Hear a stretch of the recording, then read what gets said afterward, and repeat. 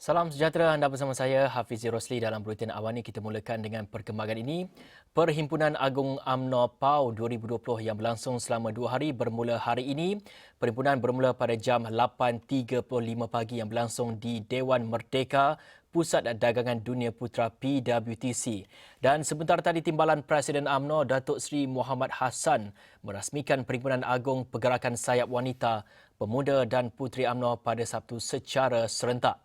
Dan untuk mendapatkan perinciannya, kita bersama wartawan Firdaus Azil langsung dari PWTC. Firdaus, mungkin dapat berikan sedikit gambaran bagaimana suasana PAU 2020 pada hari pertama ini. Okey, baik, terima kasih Fizi. Mungkin saya boleh kongsikan bahawa ini merupakan persidangan agung UMNO yang kali kedua sejak mereka ataupun Barisan Nasional tewas pada 2018, di mana tahun lepas tidak dapat dijalankan kerana negara berada di bawah Perintah Kawalan Pergerakan, dan sebab itulah kali ini dia dikenali sebagai Perhimpunan Agung UMNO 2020. Dan saya ingin kongsikan sedikit bagaimana kerana memandangkan ini negara ataupun Kuala Lumpur ini masih di bawah perintah PKPB, di mana SOP tertentu perlu dipatuhi.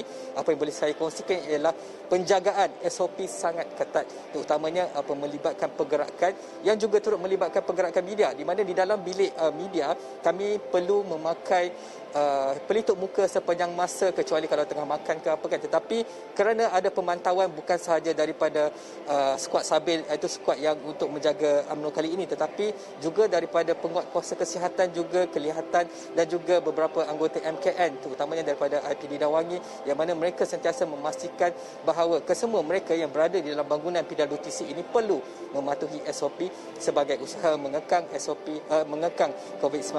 Dan mengenai mood ataupun suasana PAU kali ini, walaupun agak lengang, ada juga pergerakan, tetapi moodnya pada hari pertama pun sudah saya kira panas kerana ton ataupun nada pergerakan aspirasi UMNO kali ini telah pun ditentukan oleh ucapan timbalan ucapan dasar ataupun ucapan perasmian timbalan Presiden UMNO sebentar tadi, daripada pagi tadi, iaitu Datuk Seri Muhammad Hassan Hafizi.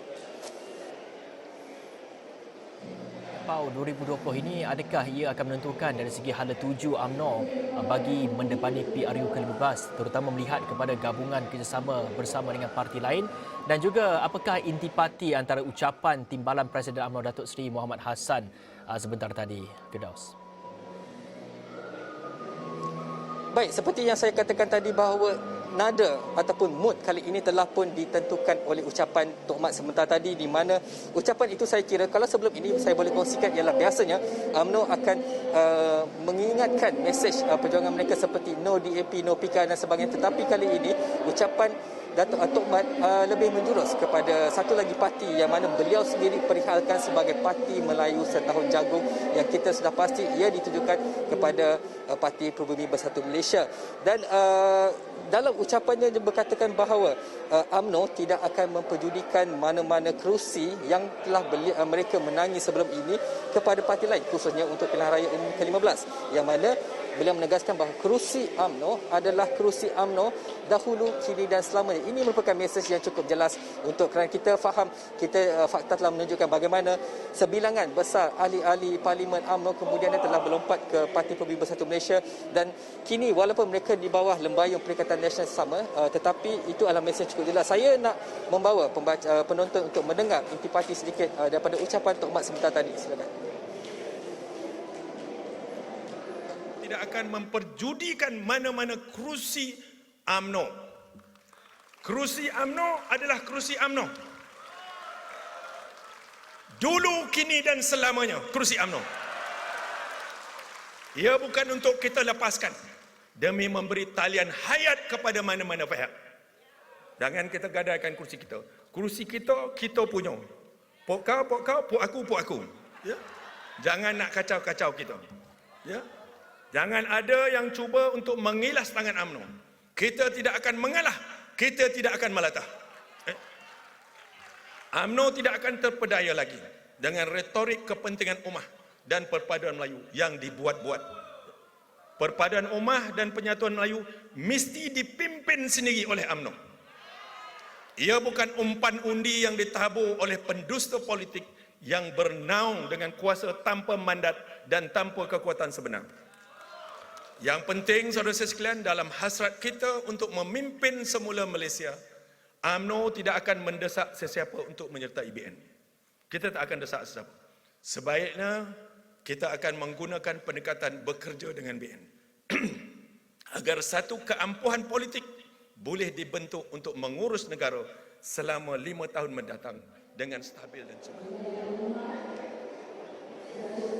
Baik, itu merupakan sedikit intipati daripada ucapan perasmian secara serentak 3 sayap pergerakan, iaitu sayap pergerakan wanita, sayap pergerakan pemuda serta sayap pergerakan pemudi puteri daripada Timbalan Presiden sendiri, yang di mana di dalam ucapannya juga Datuk Seri Mohamad Hassan juga mengatakan bahawa UMNO dan Barisan Nasional kali ini tidak boleh lagi dilihat sebagai parti kedua ataupun tidak menjadi dominan, yang mana beliau mengatakan bahawa perlu ada kuasa yang lebih kepada UMNO untuk membuat bargaining power dengan lain selepas mereka berjaya memenangi. Yang mana beliau juga mengatakan bahawa setakat ini Majlis Kerja Tertinggi UMNO telah membuat ketetapan bahawa belum ada sebarang ketetapan dibuat oleh Majlis Kerja Tertinggi UMNO untuk membuat satu jajaran politik baru dengan memilih mana-mana parti lain untuk didampingi. Yang mana beliau mengatakan walaupun ia kekal kemungkinan, tetapi ia harus melihat kepada keperluan dan keadaan semasa. Jadi saya juga nak membawa penonton untuk mendengar sedikit lagi intipati ucapan Datuk Seri Mohamad Hassan. Ia mesti disepakati dan bukan dipaksa-paksa. Sebab itu UMNO ini bukan parti terdesak. Kita bukan mereka yang menjaja janji demi mengemis kuasa. Kita akan kekal sebagai kita. Satu gerakan kebaikan yang tidak akan berhenti memberi kebaikan kepada orang Melayu. Orang bukan Melayu dan tanah air kita Malaysia. Namun, pejuang strategik kepada UMNO yang diasaskan kepada nilai dan syarat yang menguntungkan UMNO, Melayu dan Islam serta kepentingan Malaysia dan rakyatnya, setelah mendapat sokongan akar umbi, maka UMNO bersedia untuk berbincang dan menerokai jalan baru bagi menyelesaikan krisis politik negara. Yang penting, saudara-saudara sekalian, mana-mana pihak yang mahu bekerja sama dengan kita mesti meyakini menjadi pengemudi, iaitu induk kepada segala-galanya. Itu syarat kita. UMNO bukan pemain kedua yang sekadar dikutip untuk memenuhi kota atau bilangan kursi yang diperlukan. Okey, baik, selepas beliau selesai dengan ucapan perasmian serentak 3 sayap pergerakan pengguna, ada sidang media kemudiannya yang mana Datuk Seri Mohamad Hassan menegaskan bahawa jawatan Perdana Menteri yang kini disandang oleh pengerusi Perikatan Nasional adalah milik UMNO dan Barisan Nasional, yang mana beliau mengatakan bahawa UMNO perlu menjadi striker ataupun pemain utama dan tidak boleh dilihat sebagai anak ayam. Itu metafora yang digunakan oleh Tok Mat, yang mana beliau mengatakan bahawa UMNO tidak boleh menjadi anak ayam, UMNO mesti menjadi induk ayam, dan induk ini katanya lagi akan sayang pada semua anaknya, bukan orang Melayu sahaja yang kami jaga, kami akan menjaga semua kaum saja. Itu semua kaum juga. Itu antara intipati sidang media yang akan kita sediakan laporannya dalam buletin-buletin seterusnya. Buat masa ini itu saja yang boleh saya kongsikan dari World Trade Center sempena Perhimpunan Agung UMNO 2020 di sini. Kembali pada Hafizi. Baik, terima kasih Firdaus Azel langsung dari PWTC atas laporan itu.